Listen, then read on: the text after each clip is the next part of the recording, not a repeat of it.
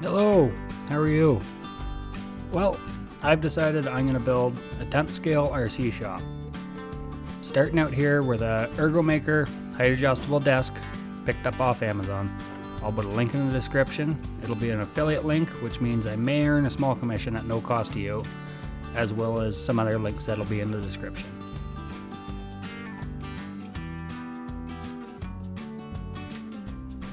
Okay, so just starting out here, I got my first sheet of plywood. I'm just using 3/4 inch spruce plywood. Nothing fancy. It's got blemishes, it's got marks. You'll see what I do later on. But I'm just using a guide rail or a fence just so I can get nice straight cuts. I'm not the best carpenter. I'll be the first one to say it. Built a few things, but nonetheless, not the best.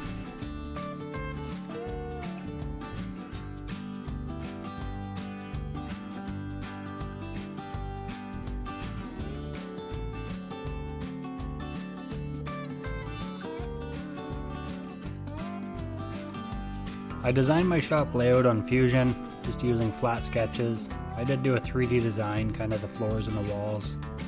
Got an idea what I wanted and what it was going to look like.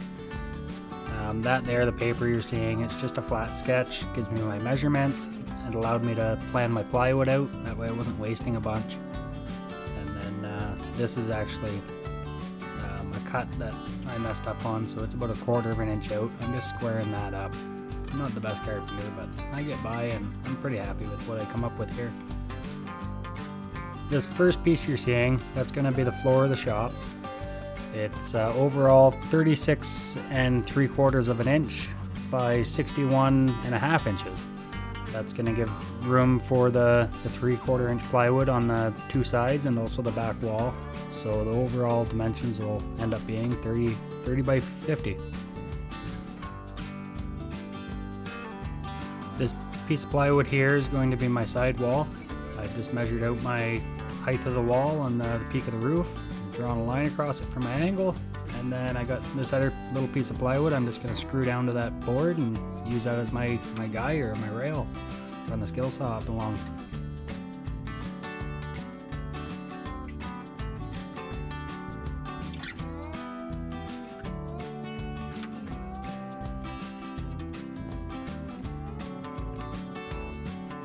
So I figured it'd be easier not to cut all the way through and leave the plywood there for the saw to run up against. So I've done a plunge cut for my second angle of the roof. Just missed my mark on that, so I had to come back up, move it over, go again. There we go, I'm on point, straight through. Now we got the side wall.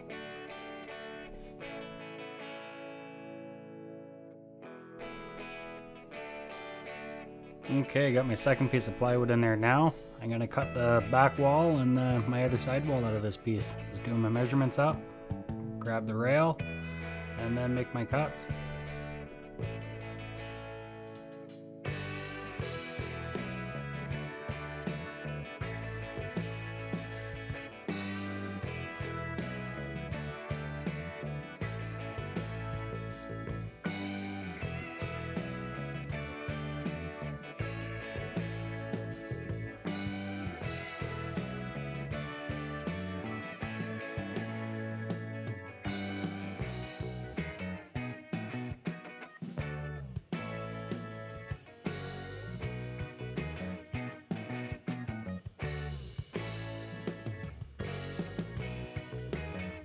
This piece here I'm about to cut is the back wall of the shop.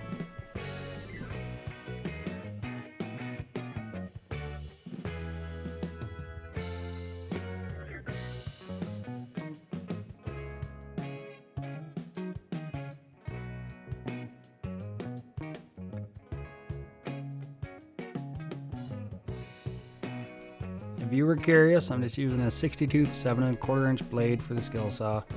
Cut pretty nice. It was $19.79 at the time of filming on Amazon. Well, I thought I was going to be smart, use that piece of plywood for my guide or my rail, but that was the first cut I made that I had to trim 1/4 inch off to make the square, so that was out of the picture. Then I went and put the rail on and measured it all out, got it ready, and I had to take it all back off again because apparently it's better to put that on the inside, on the piece that's not about to fall off.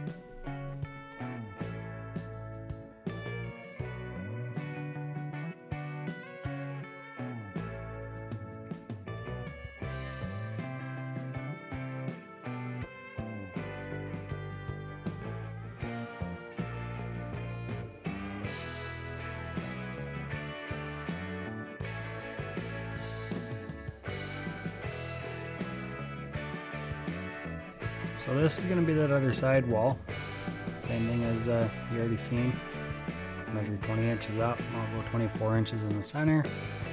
Draw my line across, make my cuts, and then we're going to have our little house shape.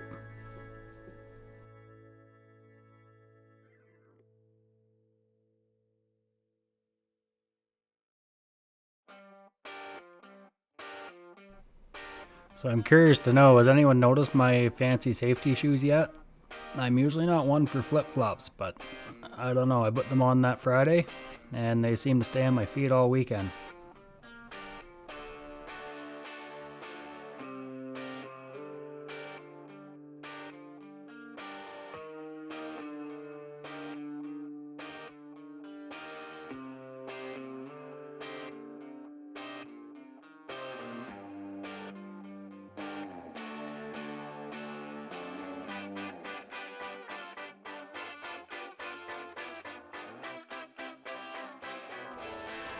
Okay, so I'm just going to cut some strips for the bottom of the tabletop or shop floor or whatever you want to call it, but I'll use them later on here in the video. You'll see, just pull the table straight and keep it nice and flat and give it some structure.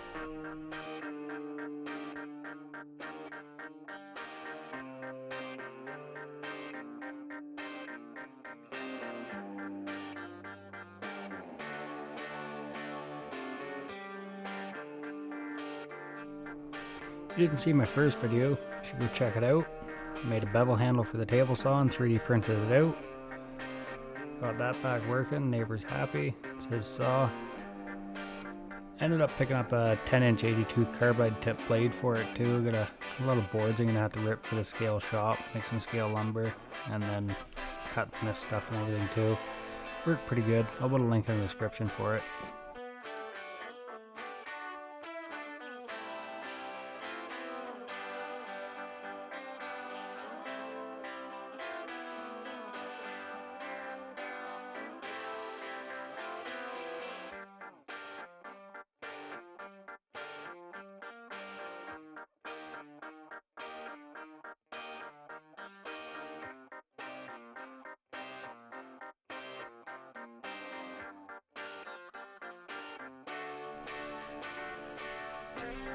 So I've got the base or the shop floor, whatever you want to call it. I'm just doing some measurements here, finding my center marks for that bottom lip I want to put on it, strengthen it up and straighten it out. I ended up doing this on both sides. One, that way I knew where to put the wood, and two, so I knew where to screw, so I didn't miss it. So a little bit of pre-planning there on my end, and you can see there now, that's how it's going to go. Basically just building the table, really. It'll have walls on it, and I don't know if I'm going to put a roof on it yet or not. I might do a half roof or something. I don't know, we'll see. Just kind of see how it plays out. I can only plan so far ahead before I need to actually see something in front of me and work with it and have other things up beside it to see what it's going to look like and what I'm happy with. Build one of these RC shops for 10 to 13 years, I don't know exactly. It's always kind of been in the back of my mind, and I've always wanted to build one. Watch RC every day, and he's got his nice shop, and he's built a couple other ones, and I've always just enjoyed watching his videos and seeing them, and always thought, you know, one day I'm gonna have one myself. This whole project started out, and I was gonna build one that was 24 by 24 inches. Then I got setting some stuff out on my table, and I was like, that's not gonna work. So I figured I'd go 3 feet by 4 feet, and again set some more stuff out, and I was like, back to the drawing board. So that's where I settled on my 3 feet by 5 feet. And realistically, because any bigger and I won't get it in my house or out of my house. So 30 by 50 is where I went.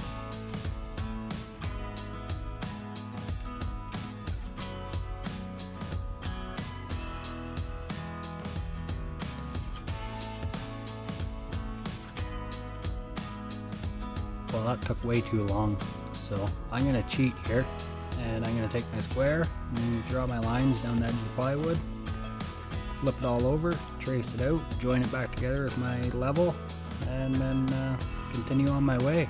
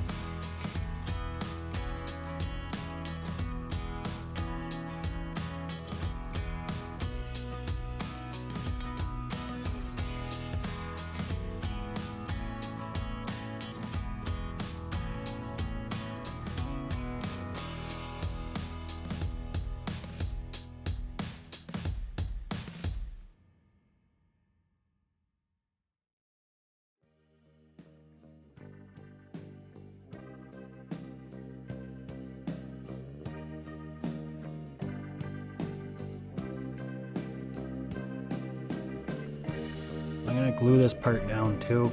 I want it to stay nice and tight. I don't want it to come loose.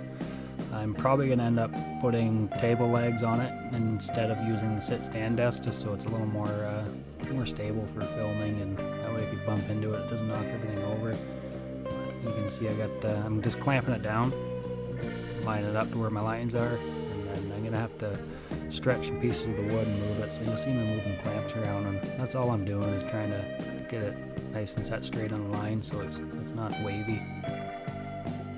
I also measured out where I was going to put all the screws and everything, keep them nice and even, and make sure it had even pressure and was nice and held in tight.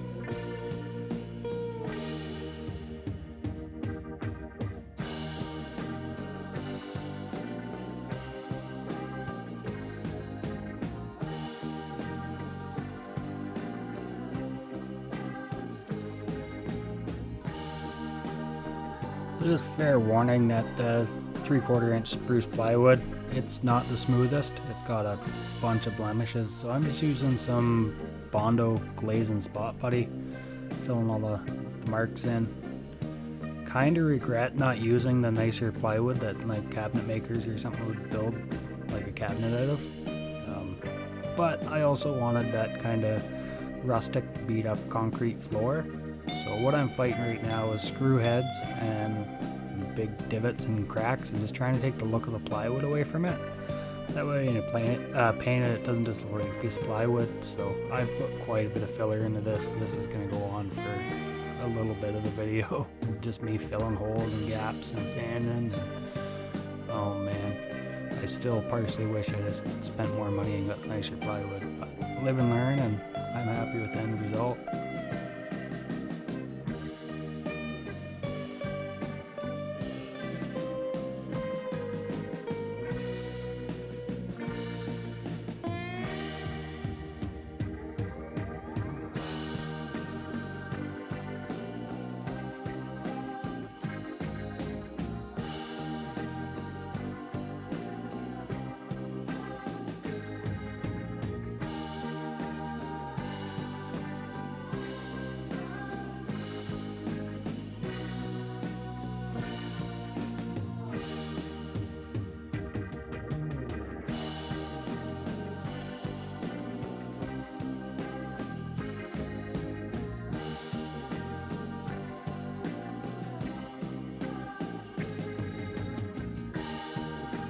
Just using a little chunk of cut off wood just to spread all this filler out and everything.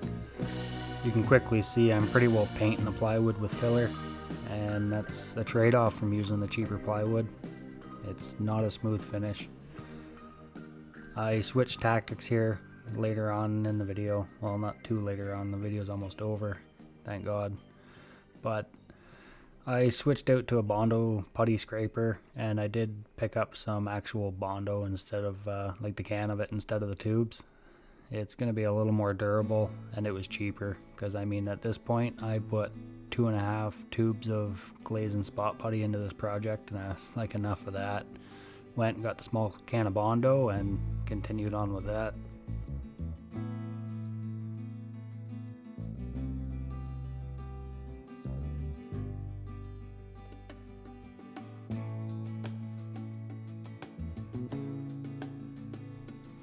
Finally, first round of filler done. So I'm just using some 320 grit sandpaper. It's just hook and loop.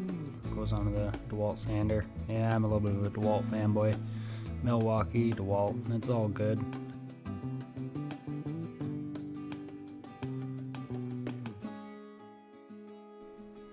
I'm still rocking them safety sandals.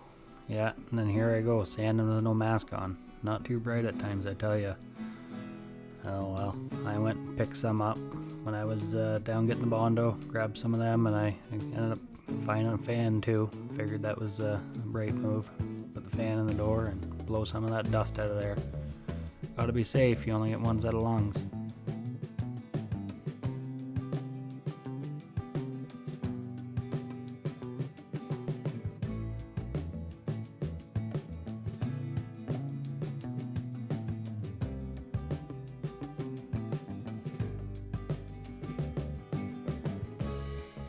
I'm not going for an ultra smooth finish on the bottom, but figured to run the sander over it, clean the edges up a little bit, smoothing it out just a touch. Good enough to take paint and not get splinters when I'm under there putting wires or anything like that in.